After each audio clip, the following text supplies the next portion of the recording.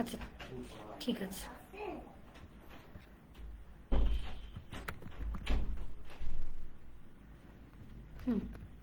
আসসালামু আলাইকুম, সামিয়া তারান্নুম বলছিলাম ইংলিশ টিচিং অ্যান্ড ট্রেনিং অ্যারিনার পক্ষ থেকে। আমার কথা কি শোনা যাচ্ছে? Am I audible? Okay, already 29 seconds gone.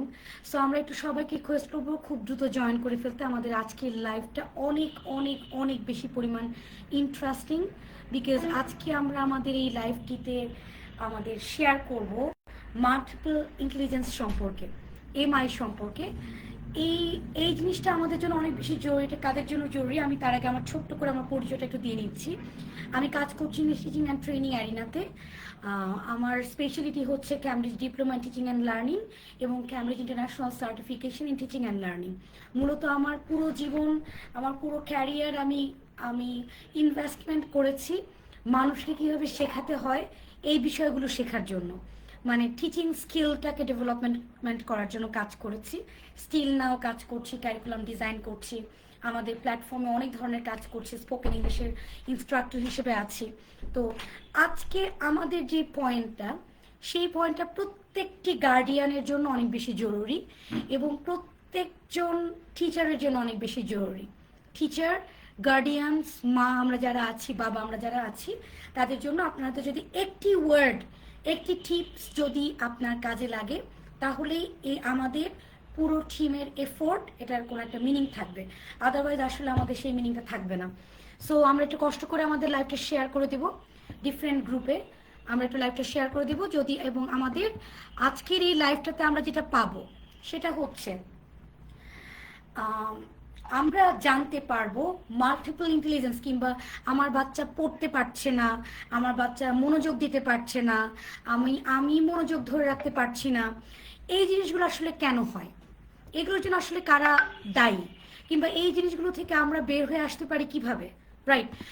এই সমস্ত বিষয়গুলো, মাল্টিপল ইন্টেলিজেন্সটা কি, আপনার বেবিকে আপনি কিভাবে প্রপারলি তার সমস্ত বিষয়গুলোকে কাজে লাগাতে পারবেন, তার ইন্টেলেকচুয়াল যে বিষয়গুলো আছে সেগুলো আপনি কীভাবে কাজে লাগাতে পারবেন, তাকে রিসোর্সগুলো কিভাবে প্রেজেন্ট করবেন, তাকে as a mom or as a parent or as a teacher আপনি তার জন্য কি করতে পারেন, যে আমাদের শত শত সীমাবদ্ধতার মাঝখানেও আমরা কিভাবে এই মাল্টিপল ইন্টেলিজেন্সের বিষয়টাকে কিভাবে কাজে লাগাতে পারি, এই সমস্ত বিষয়গুলো আলোচনা করব।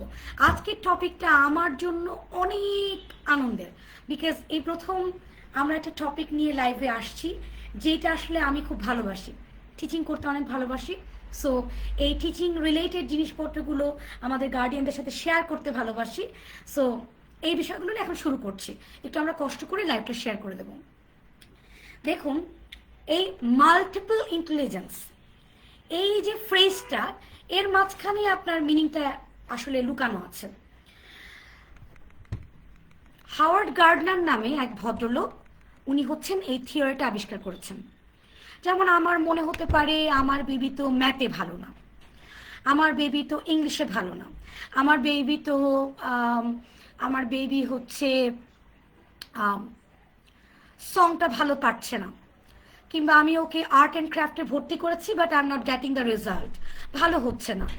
তো এই যে বিষয়গুলো, আমার বেবি এটা পারে না, ওইটা পারে না, কিংবা আমার বেবির সেই ক্যাপাবিলিটিগুলো নাই, এইগুলো হচ্ছে কমপ্লিটলি একটা ভুল কথা।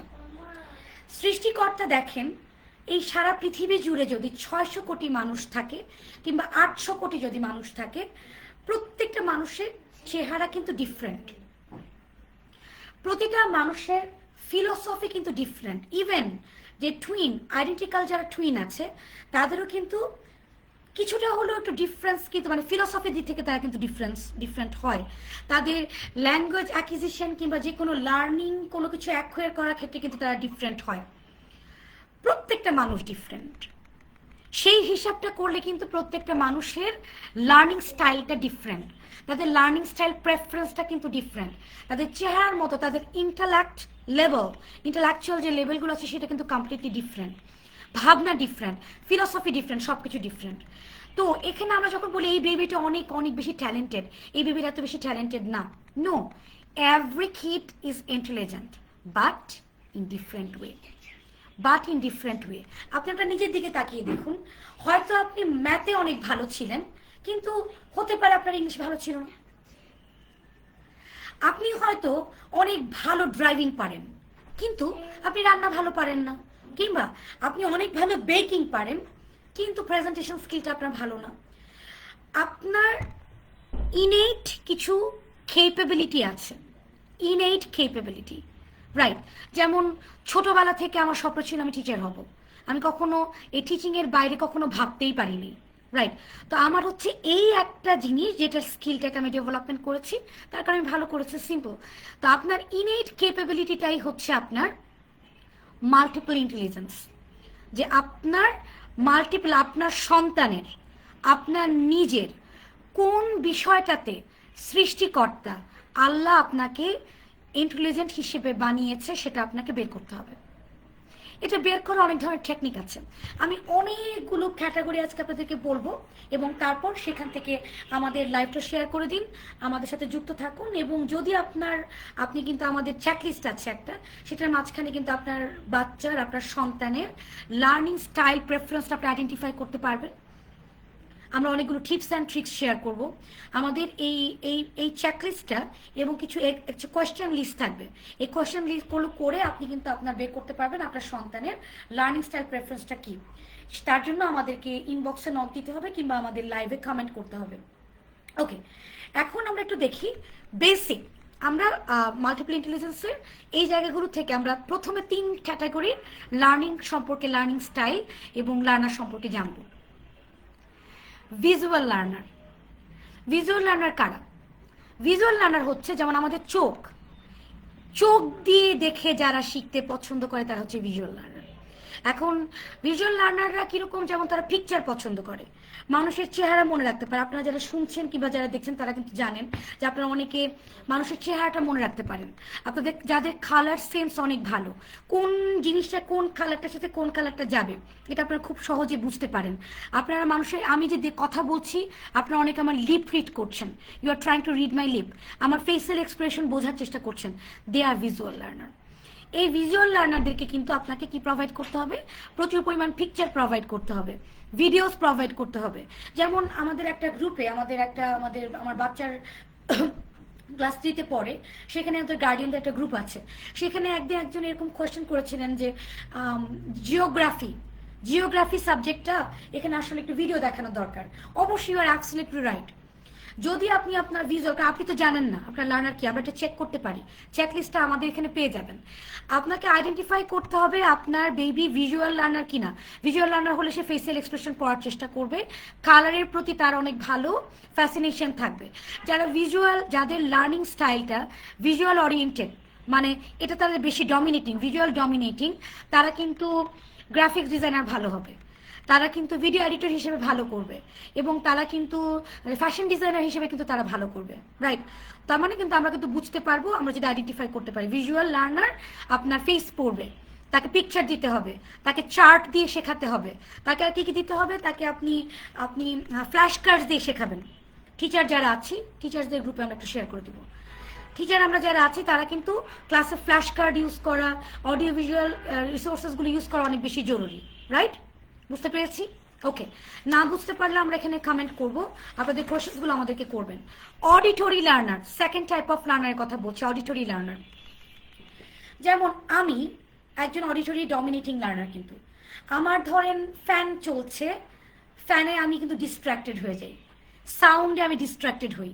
তার মানে অডিটরি লার্নার যারা, তারা কিন্তু কিছু কিছু লার্নার আছে, আপনি দেখবেন, আপনি নিজেকে কোয়েশ্চেন করেন, আপনি কি অনেক সময় ছোটবেলায় পড়ার সময় কি জোরে জোরে করে পড়তেন কিনা, যে আপনার এরকম মনে হয় কিনা যে আমি যদি আমার নিজের কণ্ঠ যদি আমি নিজে না শুনি তাহলে আমার লার্নিংটা পারফেক্ট হচ্ছে না, আমি প্রপারলি শুনে বুঝতে পারছি না, আমার ভেতর পর্যন্ত যাচ্ছে না।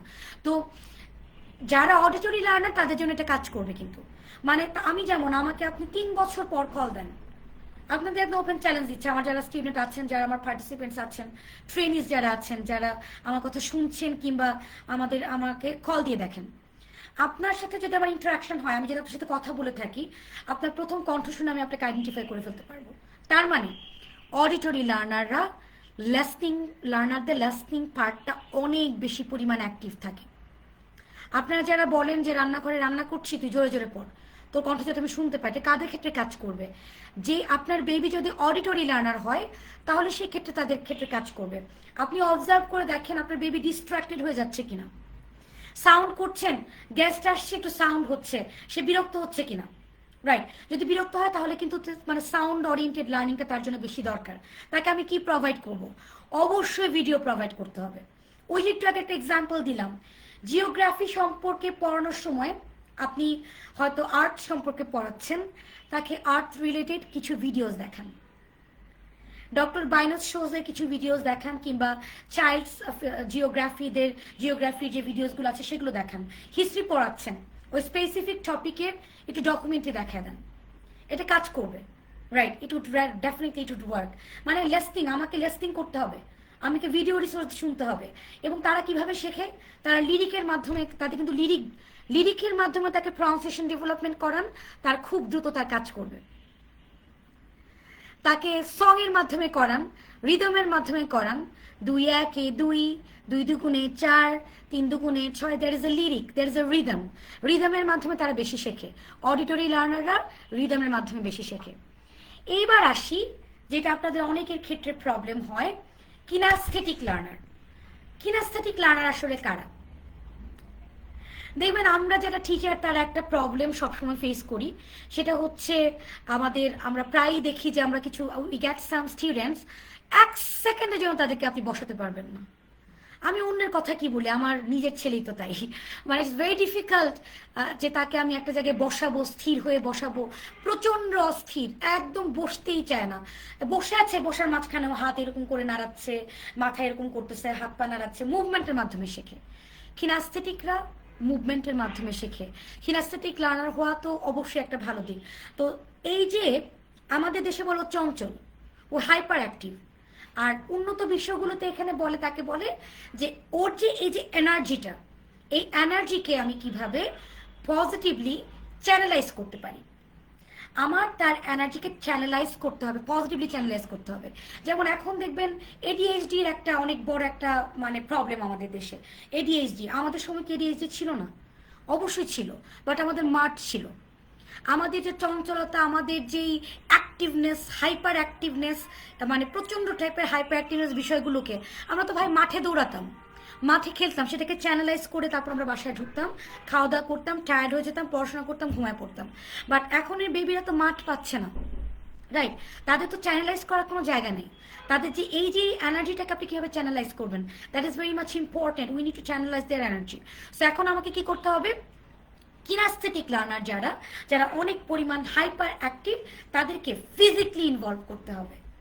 রাইট, ফিজিক্যালি তাদেরকে ইনভলভ করতে হবে, তারা যাতে অ্যাক্টিভলি পার্টিসিপেট করতে পারে, ফিজিক্যাল মুভমেন্টের কাজগুলো করতে পারে। যেমন ফিজিক্যাল মুভমেন্টের কাজ কীভাবে হতে পারে, যেমন আমি আমার কিনাস্থেটিক লার্নারদেরকে দিয়ে আমি মানে ট্রেজার হান্ট করাতাম, ওয়ার্ড ট্রেজার হান্ট করানো, তারপর হচ্ছে আপনার ফিজিক্যালি রোল প্লে করানো। This type of activity is very effective for them.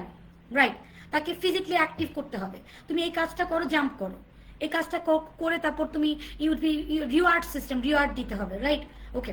So visual learner, auditory learner, kinaesthetic learner.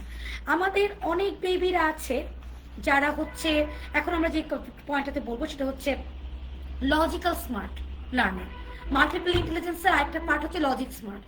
আপনি কিভাবে আইডেন্টিফাই করবেন যে আপনার বেবি লজিক স্মার্ট কিনা? কয়েকটা ক্লু দিচ্ছি। টেস্টিং সিস্টেম আছে, টেস্টিং করতে চাইলে, টেস্ট যদি আপনি করতে চান আমাদেরকে নক দিতে হবে, আমাদের কাছ থেকে চেক লিস্ট কালেক্ট করতে হবে, আমাদের কাছ থেকে কোয়েশ্চেন্স কালেক্ট করতে হবে। যারা ট্রেন্ড ইনস্ট্রাক্টর, যারা ট্রেন্ড টিচার, তারা আইডেন্টিফাই করতে পারে। কিছুক্ষণ কথা বলেই তারা বুঝতে পারবে যে আসলে মাল্টিপল ইন্টেলিজেন্সের কোন পয়েন্টটাতে আপনার বেবি পড়ে। যেমন ধরেন আপনার লজিক স্মার্ট বেবিরা কি করবে? তারা মেজ সলভিং পছন্দ করবে। রাইট, তারা মেজ সলভ করতে চাবে, তারা রিডল সলভ করতে চাবে, তারা হচ্ছে তারা পাজল সলভ করতে চাবে, তারপর হচ্ছে ব্রেন গেমসগুলো করতে চাবে। তো তাকে আপনি কি করবেন? ব্রেন গেমস 1 থেকে 6 পর্যন্ত পাওয়া যায় বাজারে, খুব ইজিলি আপনি যে কোনো লাইব্রেরিতে পেয়ে যাবেন। ব্রেন গেমের অনেক অ্যাক্টিভিটিস আছে, ইউড গেট দোজ ইজিলি Pinterest.com থেকে আপনি ইজিলি সেগুলোকে কালেক্ট করে নিতে পারবেন। ব্রেন গেম অ্যাক্টিভিটি তাদেরকে দিয়ে বেশি করাতে হবে। রাইট, ওরা কিন্তু লজিক স্মার্ট, এটা কিন্তু খুবই পজিটিভ একটা দিক, প্রচন্ড পজিটিভ একটা দিক যে তারা লজিক স্মার্ট কিংবা ম্যাথমেটিক্যাল স্মার্ট, তাদেরকে ম্যাথমেটিক্স টাইপের জিনিসপত্রগুলো তারা বেশি সলভ করতে পারবে। বাট তার জন্য তাদেরকে কিন্তু নার্চার করতে হবে, প্রপার টাইমে প্রপার রিসোর্সও তাদেরকে, ম্যাটেরিয়ালসগুলো তাদেরকে দিতে হবে, যাতে তাদের ওই স্কিলটা ডেভেলপমেন্ট হয়। রাইট, লজিক স্মার্টদের জন্য আমরা কি করতে পারি, তাদেরকে পাজলস করাবো, তারপর হচ্ছে মেজেস করাবো, গেমস করাবো, সিম্পল ম্যাথ টাস্কে তারা অনেক ভালো করবে, সায়েন্সের প্রজেক্টগুলোতে তারা ভালো করে, লজিক স্মার্ট। এইবার আসেন ল্যাঙ্গুয়েজ স্মার্ট। তা আমরা ছোট যখন ছিলাম তখন আমাদের টিচিং স্টাইলটা আমাদেরকে যখন পড়ানো হতো তখন ধরে নেওয়া হতো যে সবাই আপনার ল্যাঙ্গুয়েজ স্মার্ট হবে, বাট এটা কিন্তু ট্রু না। ল্যাঙ্গুয়েজ স্মার্ট আপনি আইডেন্টিফাই করবেন কিভাবে? কোয়েশ্চেন করুন আপনার নিজেকে, আপনার বেবিকে অনেক আগে ছোটবেলায় একদম সময়ের অনেক আগে আপনার ল্যাঙ্গুয়েজ অ্যাকোয়ার করে ফেলছে, সে কি অনেক ডিফিকাল্ট ওয়ার্ড ইউজ করতে পছন্দ করে, সে কি গল্প শুনতে পছন্দ করে, গল্প বলতে পছন্দ করে, your kid is language smart. Right, আপনার কিড তখন ল্যাঙ্গুয়েজ স্মার্ট, তখন তাকে কি করতে হবে, তাকে জোরে জোরে পড়ে শোনান। আরেকটা টিপস আমি শেয়ার করছি, আপনি একটু কমেন্ট করেন প্লিজ, কে কোথা থেকে দেখছি একটু কমেন্ট করেন, আমাকে একটু মোটিভেট করেন। If you don't comment over there তাহলে কিন্তু আমি মোটিভেটেড হব না, প্রোডাক্টিভিটি কম হবে, মানে আমি আপনাদের সাথে জিনিসগুলো কম শেয়ার করতে পারবো। প্লিজ জয়েন, শেয়ার করেন, আমাদের লাইভটা শেয়ার করে দিন। Okay fine. সো আমাদের এখানে কি করতে হবে, story telling approach, story telling এর মাধ্যমে আপনার বেবি বেশি শিখবে। রাইট, তাদেরকে প্রচুর গল্পের বই কিনে দেন, কালারফুল গল্পের বই কিনে দেন, তাদেরকে পিকচার সহ গল্পের বই কিনে দেন। টিনেজের টাইমে আপনি তাদেরকে কিনে দিতে পারেন হ্যারি পটার্সের পুরো সমগ্র কিনে দেন। রাইট, তারপর হচ্ছে উইম্পি কিডস কিনে দেন, উইম্পি কিডসের পুরো আপনি সব কিছু পাবেন। একটু ছোট থাকতে যদি 3-4 বছর বয়সে পেপা পিক্সের ফুল সিরিজ কিনে দেন। রাইট, তারপর হচ্ছে লেডি বার্ডসের ফুল সিরিজটা কিনে দেন, এগুলো তাদের জন্য অনেক কাজ করবে, তারা কিন্তু মানে ল্যাঙ্গুয়েজ স্মার্টের ওই জায়গাটাকে তাকে নার্চার করতে হবে। এইবার আসেন ইন্ট্রাপার্সোনাল নিক্সন জুবাইদুল কবির, আসসালামু আলাইকুম। ওয়ালাইকুম সালাম। ওয়ালাইকুম সালাম আনন্দ, আসসালামু আলাইকুম। ওয়ালাইকুম সালাম, সিলেট থেকে দেখছেন, thank you so much for joining আপু। কোয়েশ্চেন্সগুলো আমরা একটু করবো, করবো। ইন্টারপার্সোনাল অ্যান্ড ইন্ট্রাপার্সোনাল দুই ধরনের এখন লার্নিং স্টাইল কিংবা ইন্টেলিজেন্স নিয়ে কথা বলবো। ইন্ট্রাপার্সোনাল এবং ইন্টারপার্সোনাল। ফার্স্টে বলছি ইন্টারপার্সোনালটা কি, এটা হচ্ছে আমার বেবি অক্ষর, ও হচ্ছে ইন্টারপার্সোনাল, এবং আমার ছোট ছেলে হচ্ছে ইন্টারপার্সোনাল, আমার বড় ছেলে হচ্ছে ইন্টারপার্সোনাল। এই ইন্টারপার্সোনালটা কি দেখেন আপনার বেবি এগুলো করে কিনা, তাহলে বুঝে ফেলবেন আপনার বাচ্চা হচ্ছে সেই লেভেলের ওই ইন্টারপার্সোনাল কিংবা ইন্টারপার্সোনাল স্মার্ট। ইন্টারপার্সোনাল হচ্ছে আপনার people smart, they love to communicate, তারা কমিউনিকেট করতে পছন্দ করে। আমার ছেলেকে নিয়ে আমি যখন কোথাও যাই, যাকে সে পায়, হ্যালো, হাই, কি খবর, তুমি কোথায় যাচ্ছ, আমি তো আজকে এটা কিনেছি, এগুলো গল্প করতে করতে যায়। এই ধরনের বেবিদের কমিউনিকেশন স্কিল প্রচন্ড হাই হয়। পিপল স্মার্ট কিডদের কমিউনিকেশন স্কিল অনেক বেশি হাই হয়। ওদের এই কমিউনিকেশন স্কিলটা, ওরা গল্প করবে, ওরা খুব সহজে ফ্রেন্ড বানায় ফেলবে, ওরা হচ্ছে আপনার সব কিছু শেয়ার করবে, ওরা হচ্ছে আপনার কন্টেন্ট ক্রিয়েটর হতে পারে, ওরা সামনে আসতে চায়, ওদের কোনো ক্যামেরা শাইনেস নাই, ওরা এগুলো কেয়ার করে না, দে লাভ টু কমিউনিকেট। এখন আপনি দেখেন অক্ষরকে, মানে আমার ছোট ছেলে যে পিপল স্মার্ট কিংবা ইন্টারপার্সোনাল, তাকে আমার কি বানাতে হবে, আমি তাকে জার্নালিস্ট বানাতে পারবো, সে ভালো টিচার হবে, সে হচ্ছে কমিউনিকেশন স্কিল যেসব সেক্টরসগুলোতে অনেক বেশি কমিউনিকেট করতে হয় সেই সেক্টরগুলোতে সে ভালো করবে।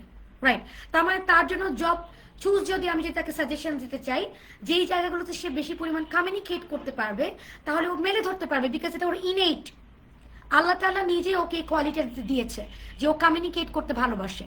এখন তার মানে ওকে ওই লেভেলের জব চুজ করলে ওর জন্য ভালো হবে, ওই লেভেলের প্রফেশন চুজ করলে অনেক ভালো করতে পারবে। রাইট, এই ইন্টারপার্সোনালদেরকে আপনি কি করাবেন, ওরা গ্রুপ অ্যাক্টিভিটিস করতে পছন্দ করে। ভাই, তাকে যদি আপনি আপনার ক্লাসের ভেতরে এই তুমি বসো এটা পড়ো, ও মজা পাবে না, তো ও বিরক্ত হবে, আপনি ওকে ভাববেন ও একটা মানে খালি বন্ধু বান্ধবের সাথে ঘোরাঘুরি করতে পছন্দ করে, বাট এটাই ওর শক্তি, এটাকে আপনাকে কাজে লাগাতে হবে।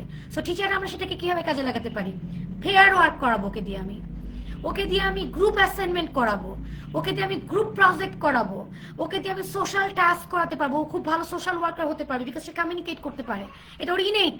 ওকে, পেয়ার ডিসকাশন, থিম গেমস, মানে তারপর হচ্ছে গ্রুপ ওয়ার্কস, পেয়ার ওয়ার্কস, এগুলোর মাধ্যমে আমি ওকে ডেভেলপমেন্ট করানোর চেষ্টা করব।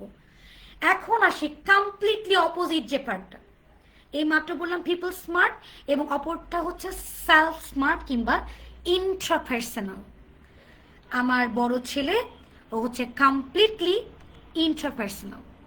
ও হচ্ছে ইন্ট্রাপার্সোনাল কেমন হয়, ও খেওস পছন্দ করে না, নয়েজ পছন্দ করে না, কিছুটা ইন্ট্রোভার্ট, একা থাকতে পছন্দ করে, নিজের মতো করে খেলতে পছন্দ করে। এত বেশি মানুষ, এত বেশি কথাবার্তা ভালো লাগে না, ওরা খুব বেশি বেড়াতে যাওয়া, কমিউনিকেট করে, এগুলো অ্যাভয়েড করে।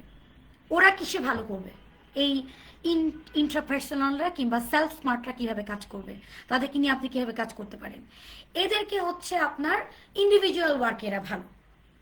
বাট আপনি দেখেন আমাদের এডুকেশন সিস্টেমটাতে দেখেন পুরোটাই কিন্তু একদম 99% হচ্ছে আপনার মানে individual work. But individual work কিন্তু আপনি কিন্তু আপনার অফিসে ইন্ডিভিজুয়াল ওয়ার্কের কোনো সুযোগ নেই। আপনি যেখানেই যান না কেন আপনাকে কি করতে হবে, আপনাকে টিমে কাজ করতে হবে। সো এই ইন্ট্রাপার্সোনালদেরকে দিয়ে টিমে কাজ করানোটা একটু কিছুটা ডিফিকাল্ট। তো ওরা কোন জবগুলোতে ওদের জন্য ভালো, ওরা হচ্ছে রিসার্চ বেসড ওয়ার্ক, রিসার্চ, নিজের মতো করে কাজ করছেন। আপনি ভিডিও এডিটিং করছেন, আপনি নিজের মতো করে কাজ করছেন, আপনি আপন মনে কাজ করছেন, আপনাকে এখানে কোনো ইনস্ট্রাকশন নেবেন, ইনস্ট্রাকশনে আপনি আপনার মতো করে কাজ করে যাবেন। তারপর আপনার রিসার্চ করছেন, আপনি আপনার স্টাডিজ করছেন, different types of studies, personal ওয়ার্কগুলো করছেন, একা একা কাজ করতে পছন্দ করেন এবং তারা কিন্তু ইমোশনালি ম্যাচিওর্ড হয়, রাইট, ইমোশনালি ম্যাচিওর্ড হয়।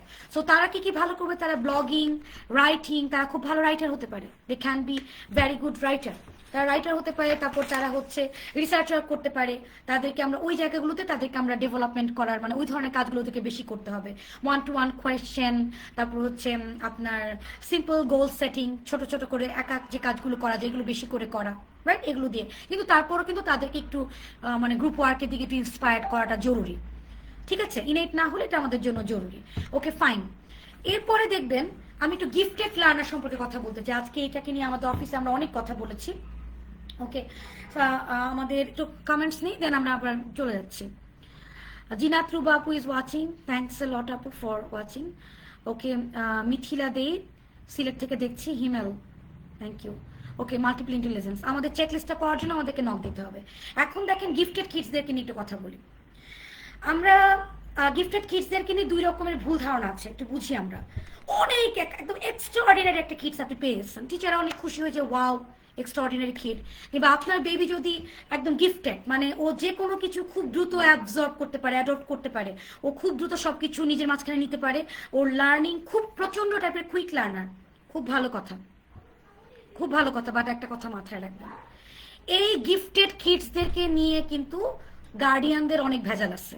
কিরকম ভেজাল বলি, আপনি যদি ক্রিমিনাল সাইকোলজি দেখেন, এই পৃথিবীর যত বড় বড় ক্রিমিনাল আছে তারা সবাই কিন্তু প্রচন্ড টাইপের এক্সট্রাঅর্ডিনারি টাইপের ট্যালেন্টেড, রাইট। তো যদি আপনি গিফটেড কিডকে যদি প্রপারলি গাইড করতে না পারেন, দেন আপনার you will have to face the consequence, right. তার মানে প্রপার গাইডলাইন, ওকে আমি প্রপারলি যদি গাইড করতে পারি তাহলে সে অবশ্যই অনেক বেশি সাকসেসফুল হবে। সো গিফটেড কিড পেলেই তাকে কিন্তু I+1 থিওরিতে তাকে কিন্তু আমাকে ক্লাসে ইনভলভ করতে হবে। যারা টিচার আছেন তাদেরকে বলছি I+1 থিওরি। I+1 থিওরিটা কি, ক্লাস 5-এর বাচ্চার জন্য 5-এর বইগুলো কঠিন লাগে, a little bit difficult for them, but যদি এটা তারা খুবই ইজিলি অ্যাচিভেবল হয়ে যায়, অ্যাচিভ যদি তারা করতে পারে, তাহলে কিন্তু তারা ওই বই আর পড়বে না, তারা কোনো ইন্টারেস্ট পাবে না। আপনি যেই লেভেলে আছেন সেই লেভেলের চেয়ে 1 স্টেজ চ্যালেঞ্জিং রিসোর্স আপনাকে নিতে হবে। ধরেন আপনি লিসনিং প্র্যাকটিস করছেন, you suppose to take the resources which is a little bit difficult for you, যেটা ইজি সেটা শুনবেন না, তাহলে I+1 কিন্তু হলো না। Challenging, a little bit challenge, আবার একদম অতিরিক্ত চ্যালেঞ্জিং কিছু কিন্তু দেওয়া যাবে না। তার মানে আপনি যেই ক্লাসেই পড়িয়ে থাকেন না কেন, যদি আপনি ইফ ইউ ডিসকভার দ্যাট আপনি একটা গিফটেড কিড পেয়েছেন, তাকে আপনি 1 স্টেজ ডিফিকাল্ট রিসোর্স আপনাকে আলাদা করে তৈরি করতে হবে, তার জন্য যাতে একটু ডিফিকাল্ট হয়, একটু যাতে তার জন্য চ্যালেঞ্জিং হয়, তাকে ডিফারেন্সিয়েশন অফ ইনস্ট্রাকশন দিয়ে তাকে ওই কাজে আপনি ইনভলভ করবেন।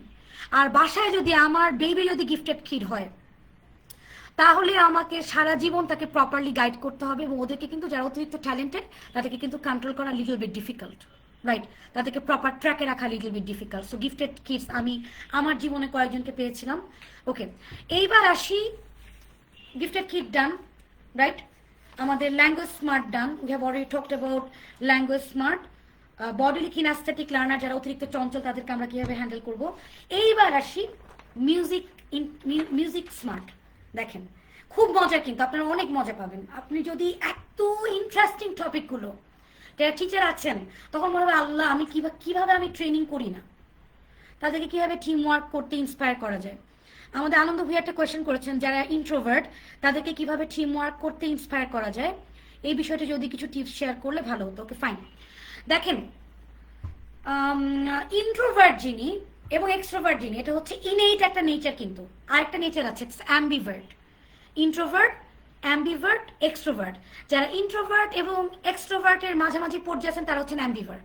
যেমন আমি কিন্তু অ্যাম্বিভার্ট, আমি কিন্তু সব জায়গায় কিন্তু I am not social butterfly, আমি কিন্তু সোশ্যাল বাটারফ্লাই হতে রাজি না।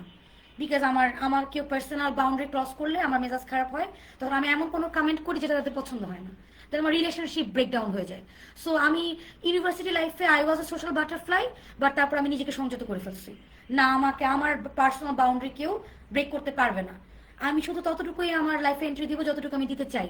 আ good neighbour makes good friend, right? তো আমরা কি বলছিলাম, extrovert, introvert, ambivert. Extrovert, introvert, ambivert. এই ইন্ট্রোভার্ট যারা, তাদেরকে আমাদের একটা টেন্ডেন্সি আছে, আমরা যদি না জানি, ট্রেন্ড আপ না হই, তখন আমরা ইন্ট্রোভার্টকে এক্সট্রোভার্ট করার জন্য চেষ্টা করি। ভাই completely bad technique, bad idea. ইন্ট্রোভার্টকে আপনি ইনেট কোনো কিছু যেটা আল্লাহ আমাকে বানাই দিচ্ছে ওটা আপনি চেঞ্জ করতে পারবেন না। আপনাকে টিচার কখনো, মানে আপনার বাচ্চা, আপনার বেবি, আপনার কিডস, আপনার স্টুডেন্ট কখনো আপনার লেভেলে উঠবে না। আপনাকে তার লেভেলে নেমে আপনার সাথে কথা বলতে হবে, রাইট? তার সাথে করতে হবে। ইন্ট্রোভার্ট হওয়া খুবই ভালো। ইন্ট্রোভার্টরা যত সায়েন্টিস্ট আছে সবার লাইফ হিস্ট্রি দেখেন, সবাই ইন্ট্রোভার্ট ছিল। যত সায়েন্টিস্ট সব ইন্ট্রোভার্ট, তার মানে ইটস ভেরি পজিটিভ থিং। তাকে জোর করে এক্সট্রোভার্ট করানোর কোনো দরকার নেই আমার। তবে আমি একজনকে পেয়েছিলাম, একটা বেবিকে পেয়েছিলাম আমার লাইফে, সে হচ্ছে এক্সট্রিমলি ইন্ট্রোভার্ট।